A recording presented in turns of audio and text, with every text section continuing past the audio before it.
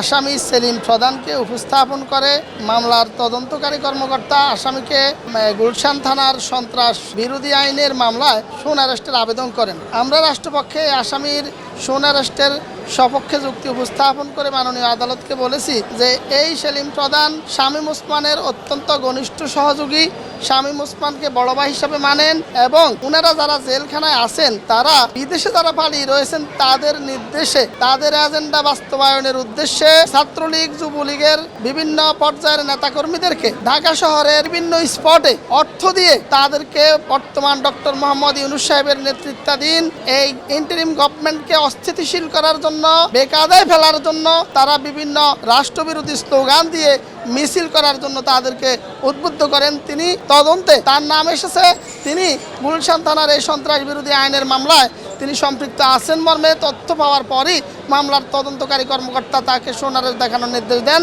এই আসামিকে রাষ্ট্রের গুরুত্বপূর্ণ আসামি এবং রাষ্ট্রের আইন শৃঙ্খলা পরিস্থিতি স্বাভাবিক রাখার জন্য আমরা রাষ্ট্রপক্ষে আসামিকে শোন অ্যারেস্ট দেখানোর আবেদন করলে আদালত আমাদের বক্তব্যে সন্তুষ্ট হয়ে এই আসামিকে শোন অ্যারেস্ট দেখানোর নির্দেশ প্রদান করেন। ওনার পক্ষে একজন আইনজীবী ওনার জামিনের প্রার্থনা করছিলেন, তখন আমরা রাষ্ট্রপক্ষে বলেছি যে মাননীয় আদালত ওনাকে তো এখনো শোন অ্যারেস্টই দেখানো হয়নি, শোন অ্যারেস্ট দেখানোর পরে জামিনের বিষয় আসে।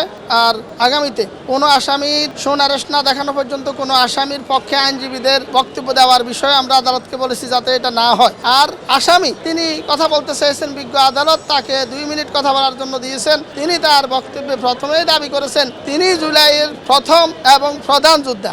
আর নারায়ণগঞ্জের ডন শামীম ওসমানকে তিনি নারায়ণগঞ্জ থেকে বহুবার তাড়িয়েছেন। শামীম ওসমানের সাথে তার বিরোধ রয়েছে, তিনি শামীম ওসমানের নির্দেশে এই ঘটনা ঘটাননি। আবার তিনি সাবেক সেনা প্রধান আজিজের বিরুদ্ধে, হারিসের বিরুদ্ধে, জোসেফের বিরুদ্ধে তিনি মামলা করেছেন, তাদের বিরুদ্ধে তার অবস্থান ছিল। তিনি এইগুলো আদালতে উপস্থাপন করে নিজেকে জুলাই যোদ্ধা দাবি করে এই মামলায় তিনি তার সম্পৃক্ততার কথা অস্বীকার করেন।